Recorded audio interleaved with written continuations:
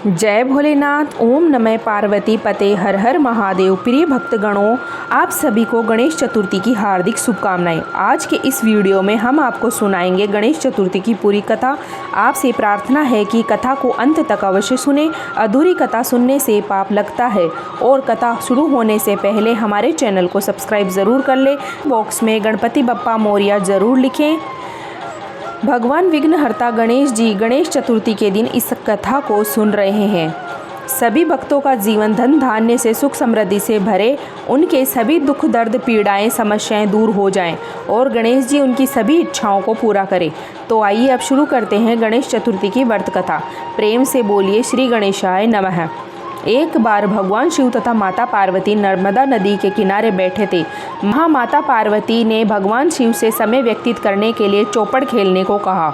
शिव जी चौपड़ खेलने के लिए तैयार हो गए, परंतु इस खेल में हार जीत का फैसला कौन करेगा, यह प्रश्न उनके मन में उठा तो भगवान शिव ने कुछ तिनके एकत्रित करके उनका एक पुतला बनाकर उनकी प्राण प्रतिष्ठा कर दी और पुतले से कहा, बेटा हम चौपट खेलना चाहते हैं, परंतु हमारा हार जीत का फैसला कौन करेगा, इसलिए तुम बताना कि हम दोनों में से कौन हारा कौन जीता। उसके बाद भगवान शिव और माता पार्वती चौपट खेलना शुरू हो गए। ये खेल 3 बार खेला गया और संयोगवश तीनों बार में ही माता पार्वती खेल जीत गई। खेल समाप्त होने के बाद बालक से हार जीत का फैसला करने के लिए कहा गया तो उस बालक ने महादेव जी को विजय बताया। यह सुनकर माता पार्वती क्रोधित हो गई और क्रोध के कारण उन्होंने बालक को लंगड़ा होने का, कीचड़ में पड़े रहने का श्राप दिया। बालक ने माता पार्वती से माफ़ी मांगी और कहा कि यह मुझसे अज्ञानतावश हुआ है, द्वेष भाव में ऐसा नहीं किया। बालक द्वारा क्षमा मांगने पर माता पार्वती ने कहा, यह गणेश पूजन के लिए यहाँ पर नाग कन्याएं आएंगी, उनके कहे अनुसार तुम गणेश व्रत करो। ऐसा करने कहकर माता पार्वती शिव जी के साथ कैलाश पर्वत पर चली गई। 1 वर्ष के बाद उसी स्थान पर नाग कन्याएं आईं। तब नाग कन्याओं से श्री गणेश जी के व्रत की विधि मालूम करने पर उस बालक ने 21 दिन तक लगातार गणेश जी का व्रत किया। उसकी श्रद्धा से गणेश जी प्रसन्न हुए। उन्होंने बालक को मनोवांछित फल मांगने के लिए कहा। उस बालक ने कहा, हे विनायक जी, मुझ में इतनी शक्तियाँ दीजिए कि मैं अपने पैरों से चलकर माता पिता के साथ कैलाश पर्वत पर पहुँच सकूँ। और वे यह देखकर प्रसन्न होकर तब बालक को वरदान देकर गणेश जी अंतर्ध्यान हो गए। इसके बाद वह बालक कैलाश पर्वत तक पहुंच गया और कैलाश पर्वत पर पहुंचने की अपनी कथा उसने भगवान शिव और माता पार्वती को सुनाई। चौपड़ वाले दिन से माता पार्वती जी शिव से विमुख हो गई थी। देवी के रुष्ट होने पर भगवान शिव ने भी बालक के द्वारा बताई गई विधि के अनुसार 21 दिनों तक श्री गणपति जी के व्रत किए।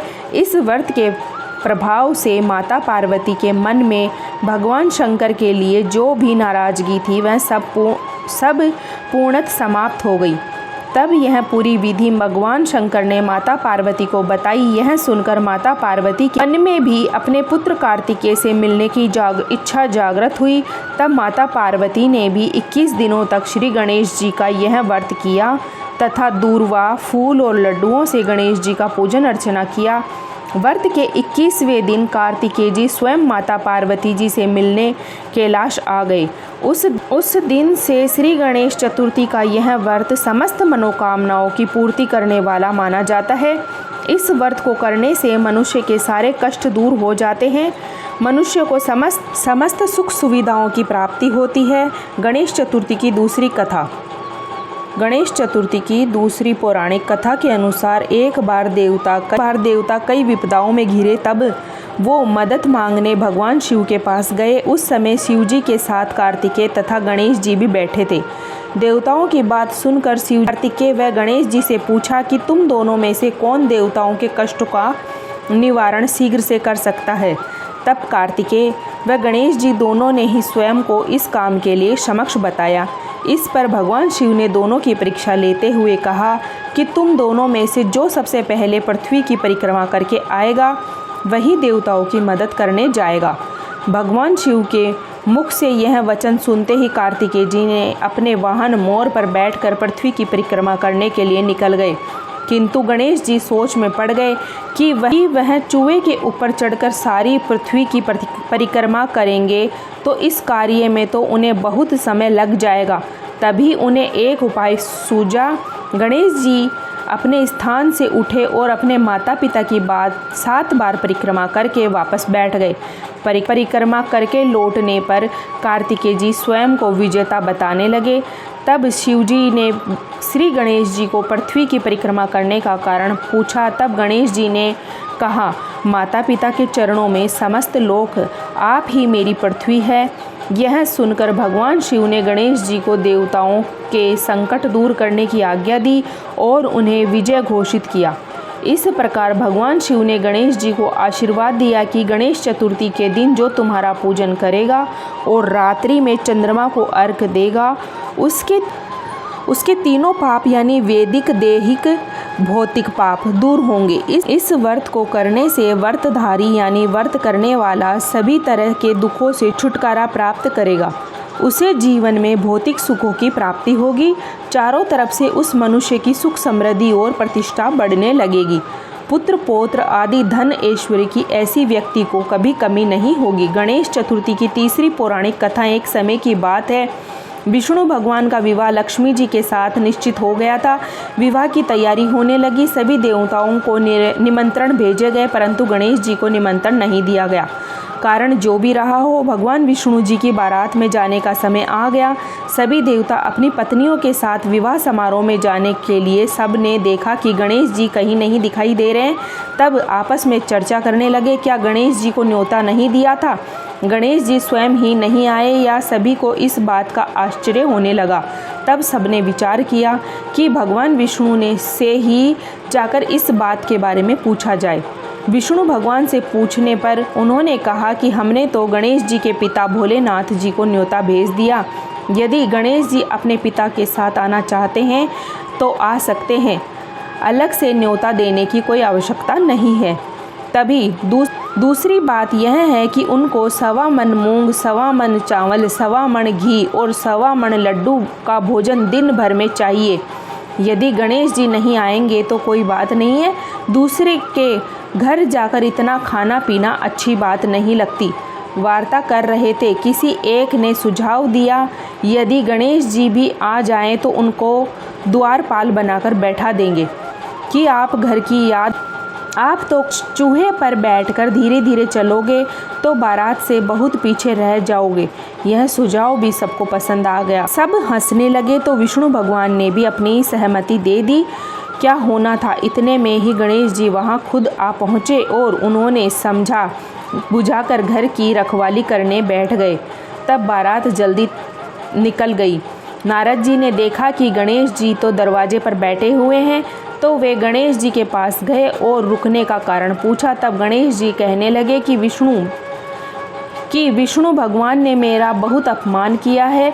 नारद जी ने कहा कि आप अपनी मूषक सेवा को आगे भेज दें तो वह रास्ता खोद देगी, जिससे उनके वाहन धरती में धंस जाएंगे। तब सबको आपको सम्मान पूर्वक बुलाना ही पड़ेगा।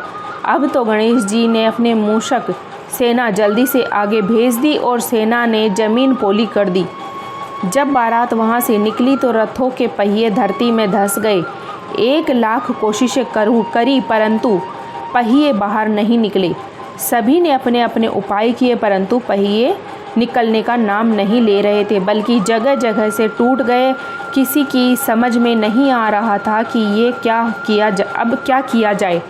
तो नारद जी ने कहा, आप लोगों ने गणेश जी का अपमान करके अच्छा नहीं किया है, उन्हें मनाकर लाया जाए तो आपका कार्य सिद्ध होगा और यह संकट भी टल जाएगा।